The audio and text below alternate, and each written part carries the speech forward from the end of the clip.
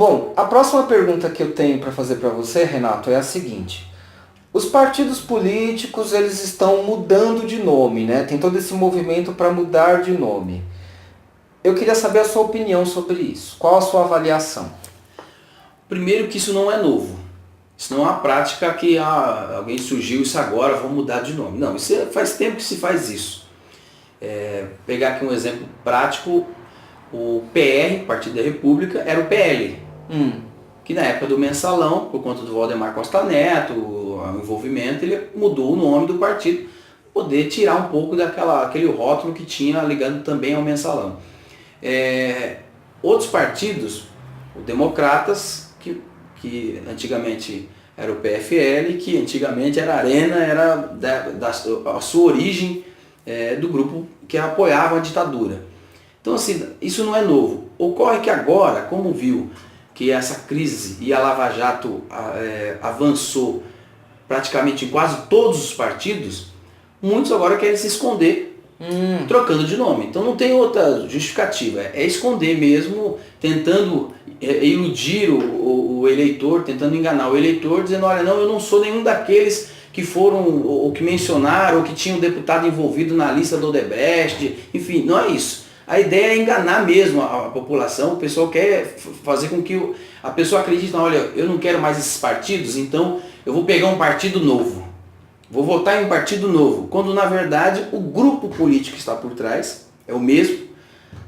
Às vezes tirou uma letra ou outra, você pega, tem partidos, o PTN, por exemplo, se chamar, se não me engano, Avante, né?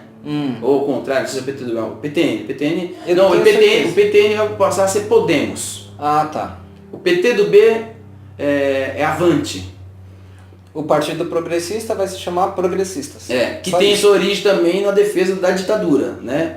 Não tem nada de progressista. Estou falando isso da origem, né? Não tem nada, você tem uma outra pessoa, mas você vê que há um pensamento não tão progressista assim.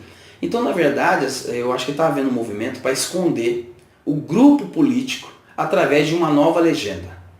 Então, eu acho que a população, os eleitores, precisam ficar atento, não apenas pegar a nova legenda e analisar que a nova legenda é importante, e sim quem está por trás da nova legenda.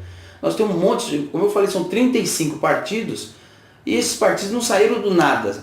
Tem alguém, um grupo político por trás, é natural que seja, porque nós estamos falando de um partido político, mas que muitas das vezes um grupo político, e na maioria das vezes um grupo político ligado a um outro partido, que está envolvido ou não, mas que de uma certa forma foi envolvido numa corrupção, e eles querem apenas tirar essa imagem, né? Tirar essa maquiagem, né? A mudança de nome é uma maquiagem, né? Porque se houvesse uma mudança de nome, com a mudança de posicionamento político, olha, nós defendíamos tal coisa, e nós reavaliamos, e aí mudando, aí eu acho que talvez justificaria. Não é só um novo nome, é um novo posicionamento político do partido. Aí eu acho que seria, faria jus à mudança do nome. Mas se não for por isso, na minha opinião, é só maquiagem, é só para enganar mesmo. Eu acho que eu queria fazer algumas pontuações. Eu até vi em algumas reportagens, em alguns lugares, que alguns partidos querem tirar o P de partido. Parece que a própria palavra partido, ela está, digamos assim, um pouco queimada. É como se as pessoas tivessem uma visão negativa dos partidos, da palavra partido. Então elas querem mudar o nome para dar a entender que elas são um movimento, mas não um partido. Isso, na verdade, é uma retórica, né? É um sofisma. Como eu comentei, né? É um partido que... e não estou aqui... estou dando como exemplo apenas. Não quero condenar membros de partido algum, mas estou dando como exemplo. Você pega PTN, passou a ser Podemos, né? Pega o PT do B, Avante. Aí você... O PMDB, ele vai tirar o P. O PMDB passa a ser MDB. Isso. Que é justamente para tentar resgatar a história de origem importante do MDB, que era quando a Arena MDB, ou seja, um momento importante do MDB na época. Eles da história da democracia, né? A história da democracia. Mas, ou seja... A configuração atual perdeu totalmente isso. Não, perdeu completamente, né? Você vê os dias de hoje, quem está por trás de cada partido e de determinados partidos, e o PMDB não é diferente. Então, essa mudança de MDB, Avante, Podemos, tem Muda Brasil, estavam tentando formular, não estavam tentando formular ligado, se eu não me engano, ligado um pouco ao PR. Então, assim, na verdade, é mesmo tentando, repito, mudar apenas a visão que tem da legenda do P e da política, né? Querendo negar a política. Olha, nós somos um partido diferente, tanto que nem P nós temos, né? Nós somos um movimento, nós somos um grupo de pessoas, nós somos, o que na verdade é sim um grupo político, que tem que ser um grupo político. Então eu acho que na verdade você precisava enfrentar os partidos, na minha opinião, tinha que ser enfrentar com a sociedade os problemas que todos os partidos têm, e eu acho que é isso o dever de todos os partidos, é enfrentar os seus problemas, dar resposta à sociedade pelos seus problemas, dar resposta pelas dificuldades que os partidos passam momentaneamente, e a culpa não é do eleitor, a culpa é sim dos políticos, quem dirige o determinados partidos. Então eu acho que na verdade os partidos deveriam enfrentar sim a questão política colocada hoje, né? A crise política colocada hoje, criada especificamente por conta de pessoas de partido político, pelo sistema eleitoral, pelo sistema financeiro do Brasil, que acabou dando o que deu num país de lava-jato, onde não destrói apenas e que precisa ser investigado mesmo. Deixa aqui claro que eu não sou contra nenhuma investigação, mas nós saímos de um momento que acabou-se com empresas, com emprego, que quebrou o país, né? Então eu acho que essa é a preocupação que eu acho que o partido precisa enfrentar, assim, seus problemas, e não querer se esconder atrás de um nome novo, um novo nome fantasia, né? E o que eu queria chamar a atenção de quem está assistindo o vídeo é para prestar atenção que às vezes uma determinada legenda, um determinado nome não corresponde à ideologia verdadeira daquele partido. O PSDB, por exemplo, é um dos que me chama a atenção, porque PSDB quer dizer Partido Social Democrático Brasileiro. Né? Então, teoricamente, seria um partido social democrático, mas na verdade a filosofia deles é uma filosofia neoliberal. Né? Ou então você tem o Partido Progressista, que vai mudar para progressistas, mas que na verdade, apesar do nome, a filosofia deles não é uma filosofia progressista. A ação não é. Então, mas isso que você falou, nem sempre aquilo que está no rótulo corresponde ao conteúdo, né? Então, aquilo, partidos que mudaram de nome, mas o grupo político é o mesmo. Então, como é que você vai achar que apenas um nome vai mudar o posicionamento político? Não, porque o partido ele só existe por conta das pessoas. Se as pessoas não mudarem, nome nenhum vai mudar. Né? E outra coisa que eu queria acrescentar, então, em cima da sua fala, é também isso, que cada partido tem uma história. Eu acho que isso é importante de falar para as pessoas que estão assistindo. A gente sabe assim que política não se resume a partido, tá? Mas, se for para falar de partido, se for para abordar isso, vamos entender a história de cada partido. Cada partido tem uma história, né, que define o que ele é hoje. O próprio PT não vai mudar o nome, né? Não vai. E o PT ele tem uma história ligada aos trabalhadores mesmo, né? A identidade do partido é ligada a isso. Então eu acho que como é que você vai mudar? Eu acho que o PT precisa enfrentar os seus problemas internos. Sim. Aí precisa enfrentar os seus problemas internos, que as pessoas comprovada que cometeram atos ilícitos, que sejam condenados, que paguem por aquilo que fizeram. Mas o PT não vai mudar de nome, não acompanha a direção estadual e as pessoas relacionadas à direção nacional, não tem essa perspectiva que o PT mude de nome. E eu particularmente sou contra que mude de nome, não tem que se esconder nada. Eu acho que nós precisamos enfrentar os problemas, porque o PT tem mais de 1,5 milhão de filiados. E o PT não se resume a meia dúzia de pessoas que cometeram ato ilícito.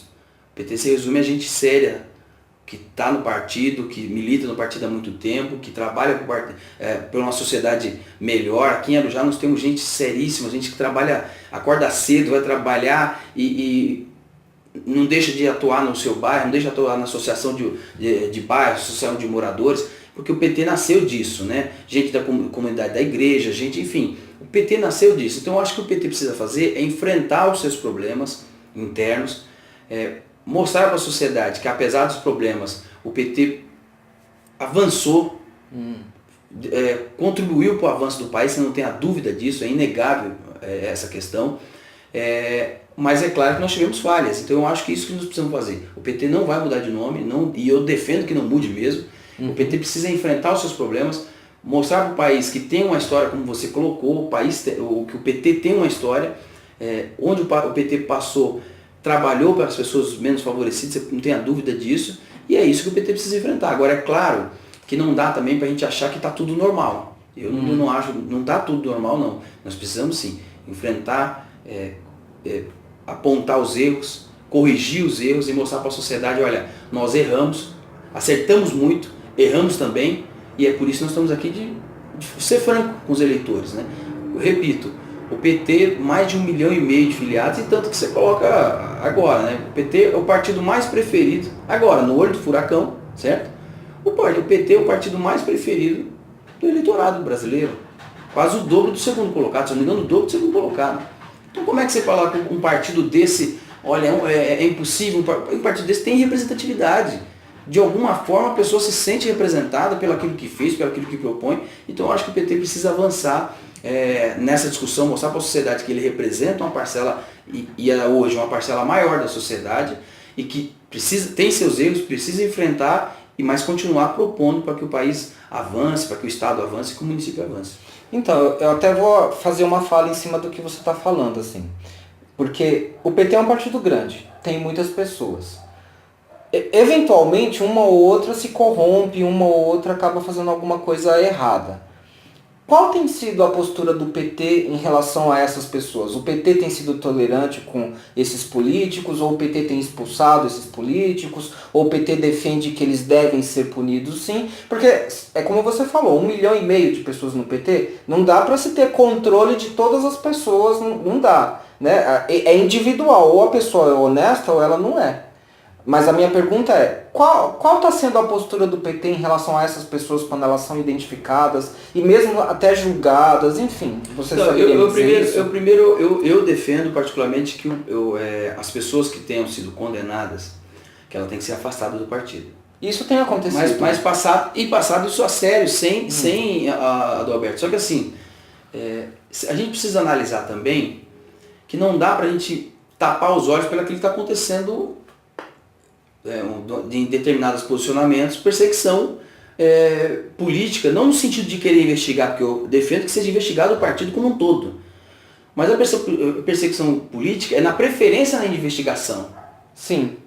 Certo? Você viu agora, o Tribunal de Contas da União apontou que não havia irregularidades praticadas pela presidente Dilma na refinaria de Pasadena. Sim. Mas depois que fez o estrago? Então é por isso que o PT, tem gente que fala assim, olha, mas os petistas ficam defendendo gente que foi... Não, eu particularmente não defendo, e dentro do PT são uma voz que fala que o PT não tem que defender gente que tenha sido comprovadamente cometeu ato ilícito e precisa enfrentar. Isso que eu estou falando, o PT precisa enfrentar. Acho que o PT está fazendo isso, mas precisa fazer de forma mais assídua. Só que não dá para negar... Né? Não dá para negar também uma preferência pela investigação e uma mudança de postura da própria justiça. Eu estou falando um pouco aqui como político, como vereador, mas também como advogado. Você vê posicionamento político extremamente diferente. Vou dar um exemplo aqui, não é para fazer uma perseguição. Você acha que o Aécio Neves, se fosse do PT, estava solto? Pois é, né? Então, eu sinceramente estou convicto que não. Se o Aécio Neves fosse do PT, não estaria solto. O Delcídio do Amaral, senador, foi preso. O senador Aécio não. Então, você está vendo essa... então não dá para a gente negar que há sim um processo judicial em curso, mas paralelo a ele, há sim um jogo político em curso. Então nesse jogo político o PT eu acho que não pode recuar. Então esse é o problema. Então eu acho que para a gente olhar para os filiados, não dá para olhar para os filiados também apenas achando que não há um projeto político em curso, uma proposta política em curso, colocada, e que está afetando, e agora mostrou muito bem, PP, PMDB, PSDB, o senador agora José Serra sendo investigado, deputados que foram lá, gritaram contra a corrupção, com a bandeira do Brasil, depois é pego 2 meses depois na corrupção. Então a gente vê, então, na verdade, que o problema é bem maior do que a gente imagina.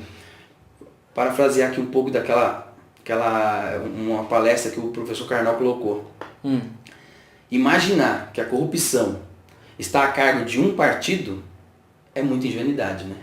Sim. Imaginar que tirando um partido do poder você acabou com a corrupção é muita ingenuidade. E é por isso que nós estamos comprovando agora o que o Michel Temer vem fazendo, o que o Aécio Neves fez, e o que o Jucá fez, e toda Eunice Oliveira, enfim. Então eu acho que, na verdade, o PT precisa enfrentar, e eu defendo isso, Adalberto, que o PT precisa enfrentar os seus problemas, mostrando para a sociedade, olha, nós afastamos, nós tiramos essas pessoas, nós não compactuamos com corrupção, só que ao mesmo tempo não dá para negar um processo político, jurídico-político em curso no país. Para mim, acho que está claro. E aí eu vou acrescentar em cima da sua fala o seguinte, é que aqui o assunto vai embora, né, gente? Mas eu acho que uma coisa interessante para quem está assistindo esse vídeo aqui, e é o que eu quero apontar, é que a pessoa não vai conseguir ter essa percepção que o Renato Caroba falou agora, se ela não tiver um conhecimento, um acesso de mídias alternativas. Porque a mídia convencional, né, e a mídia convencional é Rede Globo, Revista Veja, Jornal Estadão, Jornal Folha. Essa mídia convencional, ela apoia o discurso dessa justiça viesada. Né? Então você só vai conseguir perceber que esse jogo que o Caroba está falando acontece se você tiver acesso a mídias alternativas. E muitas vezes as mídias alternativas são mídias progressistas de esquerda.